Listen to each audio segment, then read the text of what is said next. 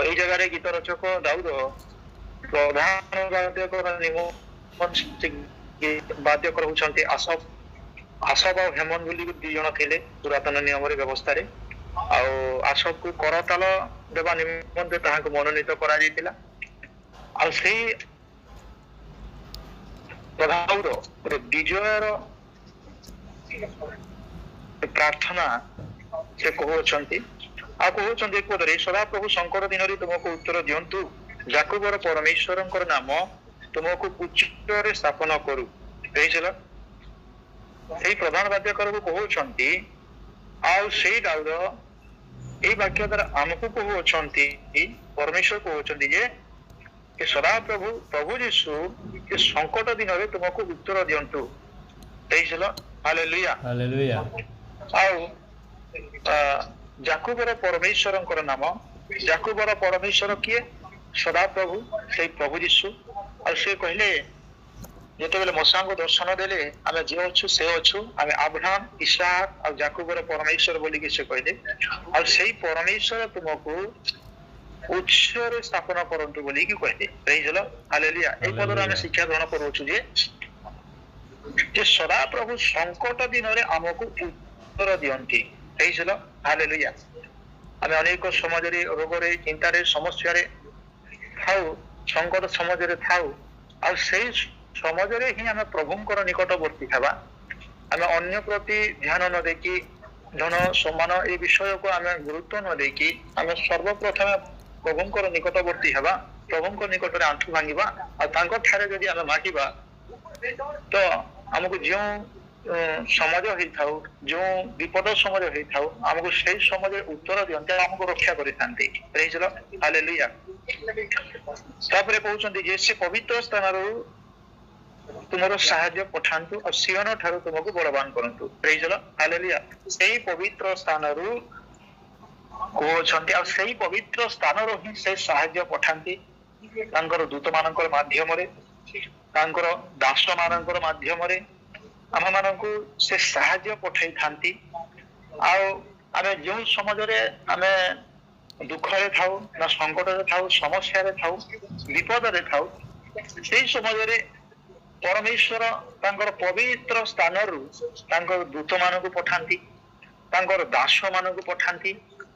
ଆଉ ସେ ଆମକୁ ଉତ୍ତର ଦିଅନ୍ତି। ଆମକୁ ଅନେକ ଜାଗାରେ ଅନେକ ପରମେଶ୍ୱରଙ୍କର ଦାସ ମାନେ ପରମେଶ୍ୱରଙ୍କର ବିଷୟ ବିଶ୍ୱସ୍ତ ହେବା ନିମନ୍ତେ ସବୁ କ୍ଷେତ୍ରରୁ ସେ ଆମକୁ ରକ୍ଷା କରନ୍ତି ବୋଲିକି ସେ କଥା କହନ୍ତି।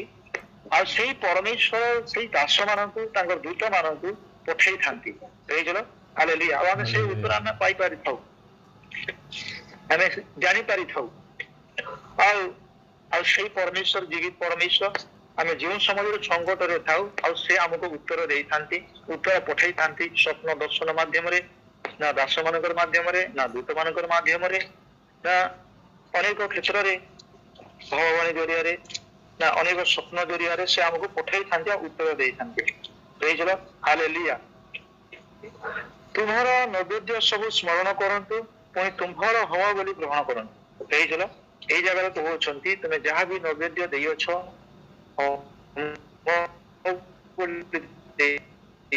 ଗ୍ରହଣ କରନ୍ତୁ ବୋଲିକି କହୁଛନ୍ତି।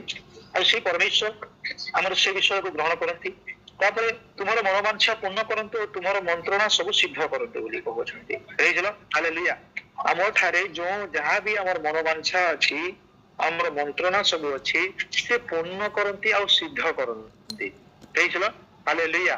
ହେଲେ ଆମେ କେଉଁ ବିଷୟ ମନୋବାଞ୍ଛା କରୁଅଛୁ, ଆଉ କେଉଁ ବିଷୟ ଆମେ ମନ୍ତ୍ରଣା ଆମେ ମାନେ ଖୋଜୁଅଛୁ, ସେଇଟା ହଉଛି ଗୁରୁତ୍ୱ ବିଷୟ। ବୁଝିଲ, ଯୋଉ ବିଷୟ ଆମେ ମାଗୁଅଛୁ, ମାଗିବାର ଯୋଗ୍ୟ, ଯୋଉ ବିଷୟ ଆମେ ଖୋଜୁଅଛୁ, ଖୋଜିବାର ଯୋଗ୍ୟ, ତ ସେଇ ବିଷୟ ସେ ପୂର୍ଣ୍ଣ କରନ୍ତି ଆଉ ସେ ସିଦ୍ଧ କରନ୍ତି। ବୁଝିଲ, ତେବେ 5 ପଦରେ, ଆମ୍ଭେମାନେ ତୁମ୍ଭ ପରିତ୍ରାଣରୁ ଜୟଧ୍ୱନି କରିବୁ ଓ ଆମ୍ଭମାନଙ୍କର ପରମେଶ୍ୱରଙ୍କର ନାମରେ ଆମେମାନେ ଧ୍ୱଜା ସ୍ଥାପନ କରିବୁ। ସଦାପ୍ରଭୁ ତୁମର ସବୁ ନିବେଦନ ସିଦ୍ଧ କରନ୍ତୁ। ବୁଝିଲ, ହାଲେଲୁୟା। ଏ ସଦାପ୍ରଭୁ ଆମକୁ ସବୁ ବିଷୟରେ ସେ ସିଦ୍ଧ କରନ୍ତି। ଆଉ ଅନେକ ବିଷୟ ସେ କହନ୍ତି। ତାପରେ 6 ପଦରେ, ଏବେ ମୁଁ ଜାଣୁଅଛି ଯେ ସଦାପ୍ରଭୁ ଆପଣ ଅଭିଷିକ୍ତକୁ ଉଦ୍ଧାର କରନ୍ତି ଆଉ ସେ ଆପଣ ଦକ୍ଷିଣ ହସ୍ତର ତ୍ରାଣ ଶକ୍ତିରେ ନିଜ ପବିତ୍ର ସ୍ୱର୍ଗରୁ ତାହାକୁ ଉତ୍ତର ଦେବେ। କେହି କେହି ରଥରେ ଓ କେହି କେହି ଅଶ୍ୱରେ ନିର୍ଭର କରନ୍ତି। ତାପରେ ମାତ୍ର ଆମ୍ଭେ ମାନେ ସଦାପ୍ରଭୁ ଆମ୍ଭମାନଙ୍କର ପରମେଶ୍ୱରଙ୍କର ନାମ କୀର୍ତ୍ତନ କରିବା। ଦେଇଥିଲ ହାଲେଲୁୟା। ଦେଖନ୍ତୁ ଆମେ ଦୈନିକ ଆହାରରେ ପଢିଲା ବିଷୟରେ ଲେଖା ହେଇଅଛି। ଆଉ ଦାଉଦ ରାଜା ତାଙ୍କର ଯୁବା ଥିଲା ସମାଜ ଠାରୁ ପରମେଶ୍ୱରଙ୍କର ଠାରେ ସେ ନିର୍ଭର କରୁଥିଲେ। ଆଉ ଦାଉଦଙ୍କର ସମାଜରେ ସେ ଯୁବା ଥିଲା ସମାଜରୁ ଅନେକ ସଙ୍କଟ ବିପଦରୁ ସେ ଗତି କରୁଥିଲେ। ହେଲେ ଦାଉଦ ସବୁ ସମାଜରେ ସବୁ ପରିସ୍ଥିତିରେ ପରମେଶ୍ୱରଙ୍କର ଠାରେ ନିର୍ଭର କରୁଥିଲେ। ଆଉ ଦାଉଦ ବିଜୟୀ ହଉଥିଲେ। ହେଇଥିଲ ହାଲେଲୁୟା। ଆଉ ତାଙ୍କର ଇଚ୍ଛାକୁ ତାଙ୍କର କାମନାକୁ ସେ ପୂର୍ଣ୍ଣ କରୁଥିଲେ।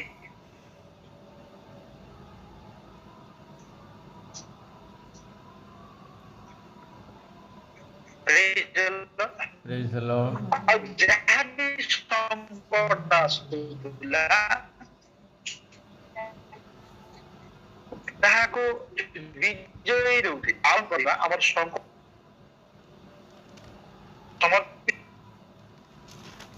ଦେବା ତାହେଲେ ଆମକୁ ସବୁ ସଙ୍କଟ ବିପଦରୁ ସେ ରକ୍ଷା କରିବେ। ହାଲେଲୁୟା। ଆଉ ଯଦି ଆମେ ପରମେଶ୍ୱରଙ୍କୁ ଯଦି ଆମେ ପ୍ରଥମ ସ୍ଥାନ ଦେବାନି, ଅନ୍ୟ ପ୍ରତି ଆମେ ଯଦି ଧ୍ୟାନ ଦେବା, ଆମେ ଦେଖିବା ଯେ ପୁରାତନ ନିୟମରେ ଅବ୍ରାହମଙ୍କର ସମାଜରେ ଦୁର୍ଭିକ୍ଷ ହୋଇଥିଲା। ଆଉ ଅବ୍ରାହମଙ୍କର ସମାଜରେ ଯେତେବେଳେ ଦୁର୍ଭିକ୍ଷ ହେଇଥିଲା ସେ ମିଶରକୁ ଯାଇଥିଲେ। ହେଲେ ଇସାହାଙ୍କର ସମାଜରେ ଯେତେବେଳେ ଦୁର୍ଭିକ୍ଷ ହେଲା ସେ ଯାଇନାହିଁ। ଯୋଉ ସ୍ଥାନରେ ଥିଲେ ସେଇ ସ୍ଥାନରେ ଥିଲେ, ଗରାର ଅଞ୍ଚଳକୁ ଯାଇଥିଲେ। ଆଉ ସେ ଜାଗାରେ ଦୁର୍ଭିକ୍ଷ ଥିଲା, ହେଲେ ସେ ପରମେଶ୍ୱରଙ୍କ ଉପରେ ନିର୍ଭର କରିଥିଲେ। ଆଉ ସେଇ ଦୁର୍ଭିକ୍ଷ ସମାଜରେ ହିଁ ଇସାହାକ ଯିଏକି 100 ଗୁଣ ଫଳ ପାଇଥିଲେ। 100 ଗୁଣ ଫଳ ପାଇଥିଲେ। ଆଉ ସେ ଇସାହାକ ତାଙ୍କର ଉପରେ ନିର୍ଭର କରିଥିଲେ। ତାପରେ ଆମେ ଦେଖବା ଋତର ବିବରଣୀ ପୁସ୍ତକ। ଋତର ବିବରଣୀରେ ଏଇ ପଦରେ ହିଁ ଲେଖା ହେଇଅଛି ଯେ ସେ ମୋୟାବ ନଗରକୁ ସେ ଗଲେ। ମୋୟାବ ନଗରକୁ ଗଲେ, ସେଇ ସମାଜରେ ବି ଦୁର୍ଭିକ୍ଷ ହେଲା। ଆଉ ସେ ମୋୟାବୀୟ ନଗରକୁ ଗଲେ। ଆଉ ମୋୟାବୀୟ ନଗର ଯୋଉଟା କି ବିଜାତୀୟ ଲୋକମାନେ ଥିଲେ। ଆଉ ସେଇ ସମାଜରେ ତାଙ୍କର 3ଟା ପୁତ୍ର ଥିଲେ, ଆଉ ତାଙ୍କର ସ୍ୱାମୀ ଥିଲେ।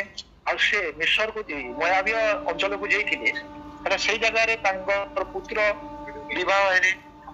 ହେଲେ ସେ ଯେତେବେଳେ ଜାଣିଲେ ଯେ ଯେଉଁ ଜାଗାରେ ଆମେ ଇସ୍ରାଏଲରେ ଥିଲୁ, ଯେଉଁ ଜାଗାରେ ଥିଲୁ, ଯେ ସେଇ ସମାଜରେ ଯେ ଖାଦ୍ୟ ମିଳିଲା, ତ ସେ ପୁଣି ରିଟର୍ନ ଆସିଛନ୍। ଆଉ ରିଟର୍ନ ଆସିଲା ବେଳେ ଯେତେବେଳେ ସେ ଆସିଛନ୍, ସେ ତାଙ୍କର ଗୋଟିଏ ପୁତ୍ର ବଧୁ ଛଡା କାହାରି ସାଙ୍ଗେ ନେଇ ଆସି ଋତଙ୍କର ସହିତ ହିଁ ସେ ଆସିଥିଲେ। ଆଉ ତାଙ୍କର ପୁଅ, ତାଙ୍କର ସ୍ୱାମୀ ସମସ୍ତେ ମୃତ୍ୟୁବରଣ କରିଥିଲେ। ସବୁ କିଛି ହରେଇ ଦେଇଥିଲେ। ସେ ହରେଇ ଦେଇକିରି ଋତ ଖାଲି ତାଙ୍କ ସାଙ୍ଗେ ଆସିଥିଲେ। ହେଇଥିଲ ହାଲେଲୁୟା। ତ ସେଇପରି ଯଦି ଆମେ ପରମେଶ୍ୱରଙ୍କର ବିପଦ ସମୟରେ, ଯେତେବେଳେ ଆମେ ସଙ୍କଟ ସମୟରେ ଆମେ କେନ୍ ଜାଗାକେ ଯାଉଛୁ, ସେଇଟା ଗୁରୁତ୍ୱ ବିଷୟ ଅଛି। ଆମେ ଚର୍ଚ୍ଚକୁ ଯାଉଛୁ ନା ପ୍ରଭୁଙ୍କର ଉପସ୍ଥିତିକୁ ଯାଉଛୁ, ନା ଆମକୁ ରୋଗ ହେଲା ନା ପ୍ରଥମେ ଆମେ ଯାଉଛୁ ମୋର ପଇସା ଅଛି ମୁଇଁ ହସ୍ପିଟାଲ କେ ଯିବି। ଆମେ ପଇସା କେ ନିର୍ଭର କରୁଛୁ, ନା ଧନ ସମ୍ପତ୍ତିକୁ ନିର୍ଭର କରୁଛୁ, ନା ପରମେଶ୍ୱରଙ୍କୁ ନିର୍ଭର କରୁଛୁ। ହାଲେଲୁୟା। ହେଲେ ଦାଉଦଙ୍କ ଠାରୁ ଆମେ ଶିକ୍ଷା ଗ୍ରହଣ କରୁଛୁ ଯେ ଦାଉଦ ସବୁ ସମାଜରେ ତାଙ୍କର ଯୁବା ଥିଲା ସମୟ ଠାରୁ ପରମେଶ୍ୱରଙ୍କର ଉପରେ ନିର୍ଭର କରୁଥିଲେ। ଆଉ ଦାଉଦଙ୍କର ପରି ଆମେ ମାନେ ସମସ୍ତେ ଯଦି ପରମେଶ୍ୱରଙ୍କର ଉପରେ ଆମେ ନିର୍ଭର କରିବା, ତାଙ୍କର ଇଚ୍ଛା ଅନୁସାରେ ଆମେ କାମନା କରିବା, ଯାହା ବି ସଙ୍କଟ ଆସିବ, ଯାହା ବି ବିପଦ ଆସିବ, ଯାହା ବି ରୋଗ ଆସିବ, ଯୋଉ ବିଷୟ ବି ସମସ୍ୟା ଆସିବ, ସବୁ କ୍ଷେତ୍ରରେ ଆମେ ବିଜୟ ହେଇପାରିବା। ଆଉ ଯଦି ଆମେ ପରମେଶ୍ୱରଙ୍କର ଉପରେ ଆମେ ପ୍ରଥମ ସ୍ଥାନ ନ ଦେଇକି ଆମେ ଯଦି ଆମେ ମିଶରକୁ ଯଦି ଯିବା, ମିଶରକୁ ମୋୟାବ ଅଞ୍ଚଳକୁ ପୁଣି ଯଦି ଆମେ ଯିବା, ପୁଣି ଯଦି ଆମେ ପରମେଶ୍ୱରଙ୍କୁ ଛାଡିକି ଆମେ ପଛକୁ ଯଦି ଯିବା, ତାହେଲେ ଆମେ ବିଜୟ ହେଇପାରିବା ନାହିଁ। ଆମର ଅନେକ ନଷ୍ଟ ହେଇଯିବ। ଆମେ ଯଦି ଧନ ସମ୍ମାନ ଉପରେ ଯଦି ଆମେ ନିର୍ଭର କରିବା, ତାହେଲେ ଆମେ ବିଜୟ ହେଇପାରିବା ନାହିଁ। ହାଲେଲୁୟା। ତ এই জায়গায় গোটে লেখাଯାଏ 7 ପଦରେ ଯେ କେହି କେହି ରଥରେ ଆଉ କେହି କେହି ଅଶ୍ୱରେ ନିର୍ଭର କରନ୍ତି। ଦେଇଥିଲ ହାଲେଲୁୟା। ଯେତେବେଳେ ଆଦି ପୁସ୍ତକରେ ଆମେ ଦେଖୁ ଯେ ଇସ୍ରାଏଲିଆ ମାନଙ୍କର ସହିତ ଅନେକ ଦେଶ ଯୁଦ୍ଧ କରୁଥିଲେ, ଅନେକ ଦେଶ ଯୁଦ୍ଧ କରୁଥିଲେ, ହେଲେ ଅନେକ ଅଶ୍ଵ ରଥ ଥିଲା। ଦେଖନ୍ତୁ ଦାଉଦଙ୍କ ସମୟରେ ଯେତେବେଳେ ଗଲିଆଦ ଯୁଦ୍ଧ କରିବା ନିମନ୍ତେ ଆସିଥିଲେ, ଗଲିଆଦଙ୍କ ଠାରେ ଅସ୍ତ୍ର ଥିଲା, ତାଙ୍କ ଠାରେ କବଚ ଥିଲା, ଆଉ ସେ ଯୁଦ୍ଧରେ ସୁସଜ୍ଜିତ ହେଇକି ଥିଲେ।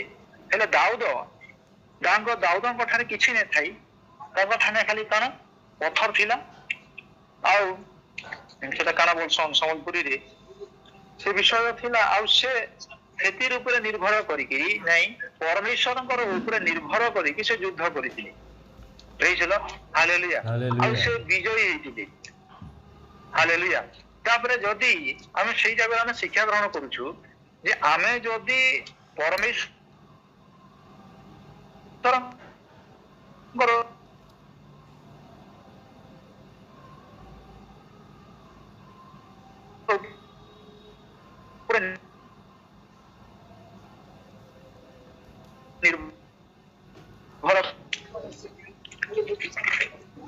ତାପରେ 8 ପଦରେ ଗୋଟେ ଲେଖାଯାଏ, ସେମାନେ ନତ ହୋଇ ପତିତ ହୋଇ ଅଛନ୍ତି, ମାତ୍ର ଆମ୍ଭେମାନେ ଉଠି ସଳଖ ଠିଆ ହେଉଅଛୁ। ହେ ସଦା ପ୍ରଭୁ ପରିତ୍ରାଣ କର, ଆମ୍ଭେମାନେ ଡାକିବା ବେଲି ରାଜା ଆମ୍ଭମାନଙ୍କୁ ଉତ୍ତର ଦିଅନ୍ତୁ। ଦାଉଦ କହୁଛନ୍ତି ଯେ ସେମାନେ ନତ ହୋଇ ପତିତ ହୋଇ ଅଛନ୍ତି। କୋଉମାନେ ନତ ହୋଇ ପତିତ ହୋଇ ଅଛନ୍ତି? କୋଉମାନେ ନତ ହୋଇ ପତିତ ହୋଇ ଅଛନ୍ତି? ଯେଉଁମାନେ ଉଠି ସଳଖ ଠିଆ ହୋଇନାହାନ୍ତି ସେଇମାନେ ନତ ହୋଇ ପତିତ ହୋଇ ଅଛନ୍ତି। ଆଉ ଯେଉଁମାନେ ଉଠି ସଳଖ ଠିଆ ହୋଇ ଅଛନ୍ତି ସେମାନେ ବିଜୟୀ ହୋଇ ଅଛନ୍ତି।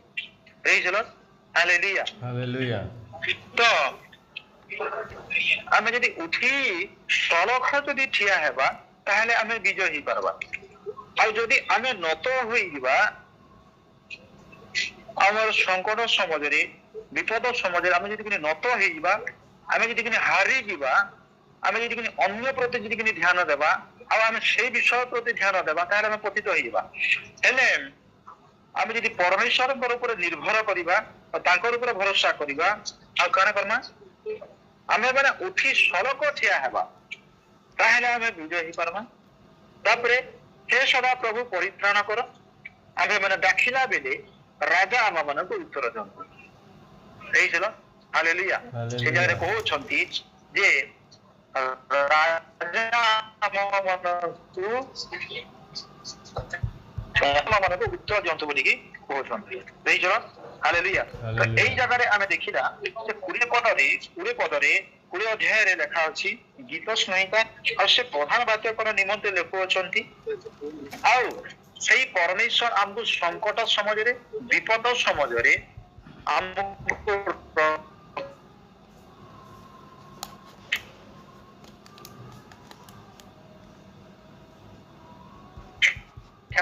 ଯୋଉ କରୋନା ହେଲା, ମହାମାରୀ ହେଲା, ଅନେକ ଲୋକ ପଇସା ଉପରେ ନିର୍ଭର କରିକି କିଏ ଅକ୍ସିଜେନ ବି କିଣିଲେ, ଅନେକ ଲୋକ କିଣିଲେ, ହେଲେ ସେଇ ବିଷୟ ବି ସେଇ ଉପରେ ସେମାନେ ନିର୍ଭର କଲେ ହେଲେ ବି ସେମାନେ ସକ୍ସେସ୍ ହେଇପାରିଲେ ନାହିଁ। ହେଲେ ଯେଉଁମାନେ ପରମେଶ୍ୱରଙ୍କ ଉପରେ ନିର୍ଭର କରନ୍ତି ତାଙ୍କ ଠାରେ ପ୍ରଥମ ସ୍ଥାନ ଦିଅନ୍ତି ସେଇମାନେ ହାଲେଲୁୟା। ଆଉ ଯଦି ଆମେ ଆଉ ଗୋଟେ ବିଷୟ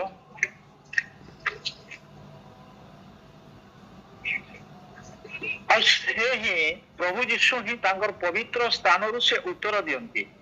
ଦେଇଥିଲ ହାଲେଲୁୟା।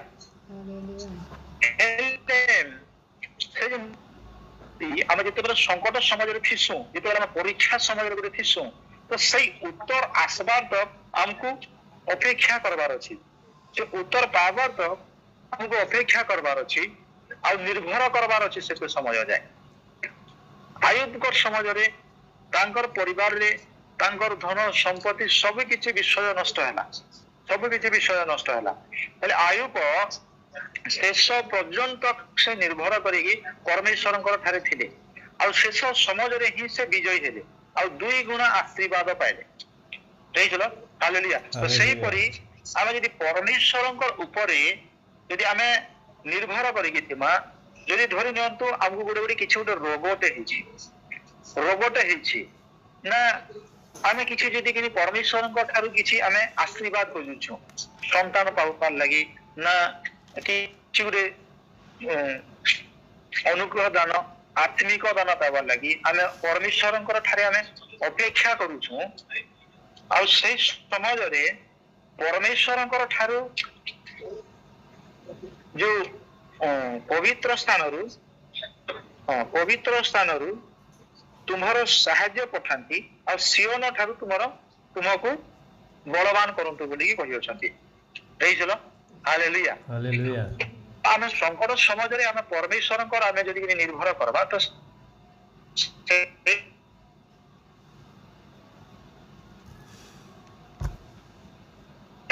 କରିନଥାଉ, ଆମେ ଅବିଶ୍ୱାସ ହେଇଯାଇଛୁ।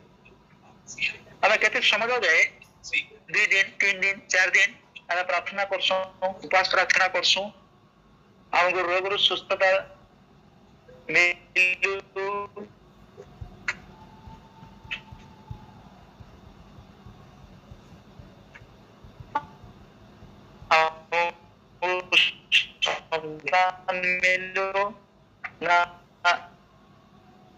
ମିଲୁ ଅନେକ ସମସ୍ୟାରୁ ଆମେ କାଣ ହେଇଯାସୁ, ଆମେ ଅବିଶ୍ୱାସ ହେଇଯାସୁ, ଆଉ ତାଙ୍କର ଆସିବାର ବିଷୟକୁ ଆମେ ଅପେକ୍ଷା ନ କରୁ।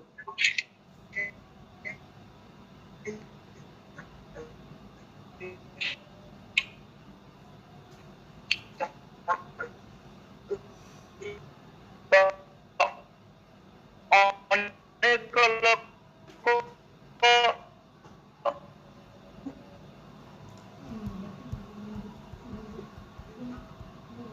ହୁଅନ୍ତି ପଛକୁ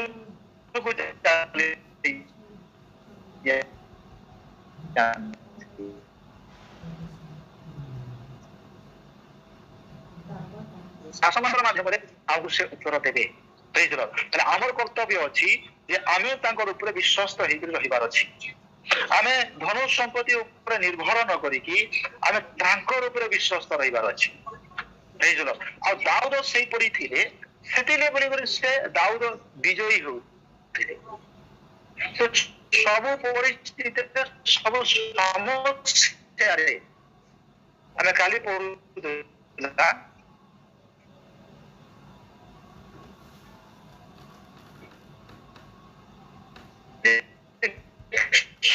ସବୁ ସମସ୍ୟା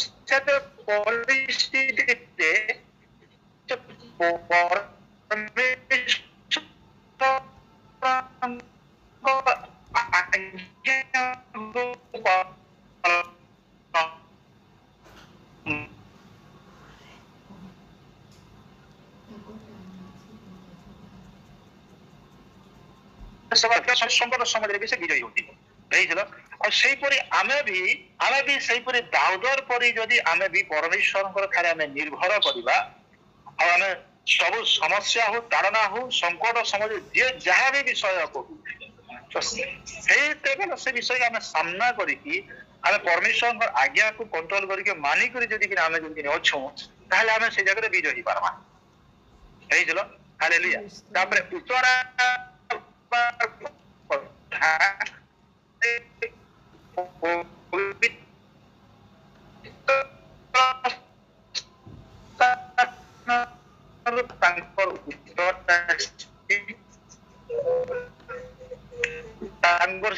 ସୁରକ୍ଷା ଆସି, ତାଙ୍କ ଠାରୁ ସେ ଆରୋଗ୍ୟ ଆସି, ତାଙ୍କ ଠାରୁ ଯେନ୍ ଆଶୀର୍ବାଦ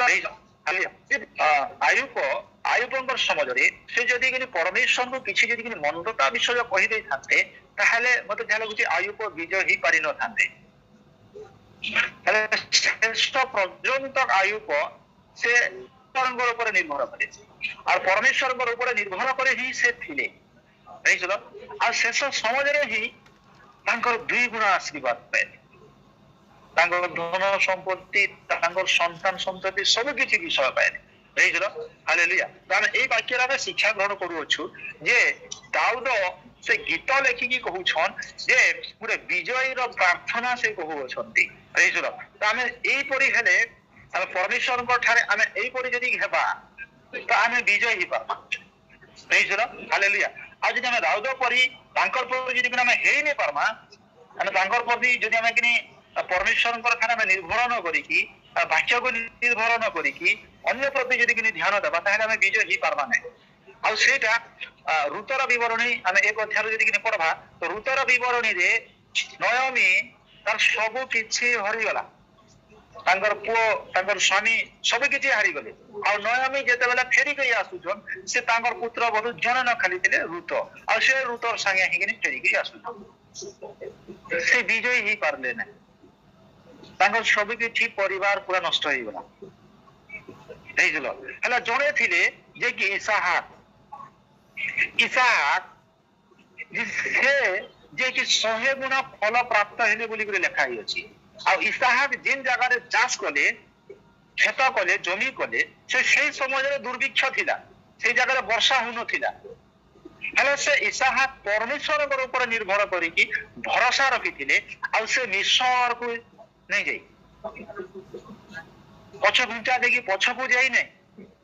ହେଲେ ଇସାହାକ ନିର୍ଭର କଲେ ଆଉ ସେ ନଗଲ ଧରଲେ ଆର ଗଲେ ବୋଲିକି ଲେଖା।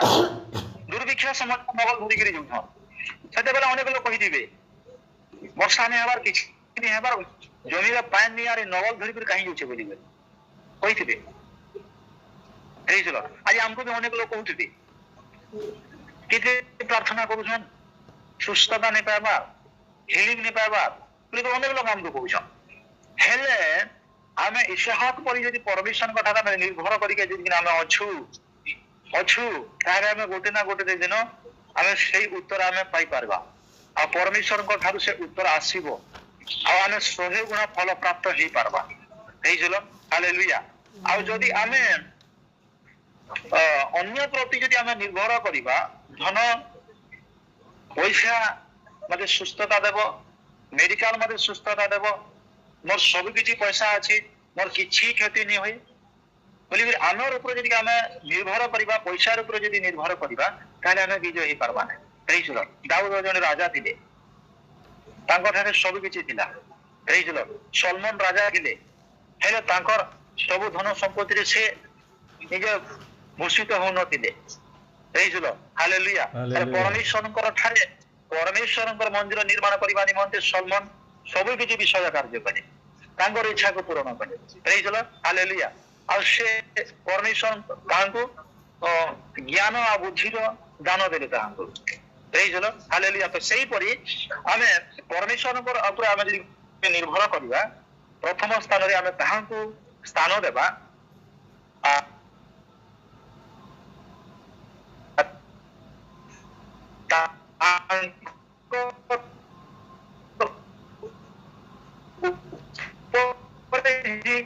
ନିର୍ଭର କରିବା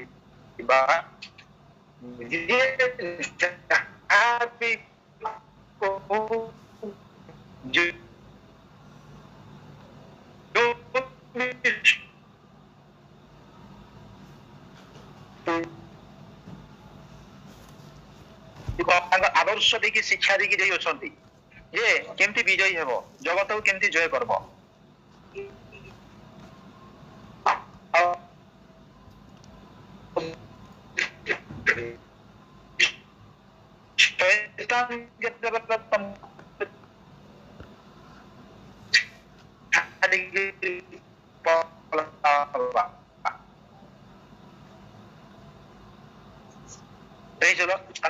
ଅଧିକାର ଆମକୁ ଉତ୍ତରାଧିକାରୀ ଆମକୁ ଅଧିକାର ଦେଇଛନ୍ ପାଇବା ନିମନ୍ତେ।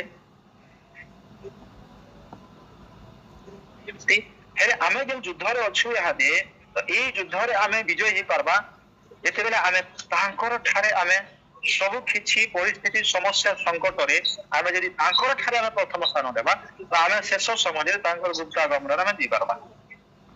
ହେଇଯିବ ହାଲେଲୁୟା। ଆଉ এই জায়গায় এতে ହିଁ ବିଷୟ ଲେଖା ଅଛି। Praise the Lord. Hallelujah.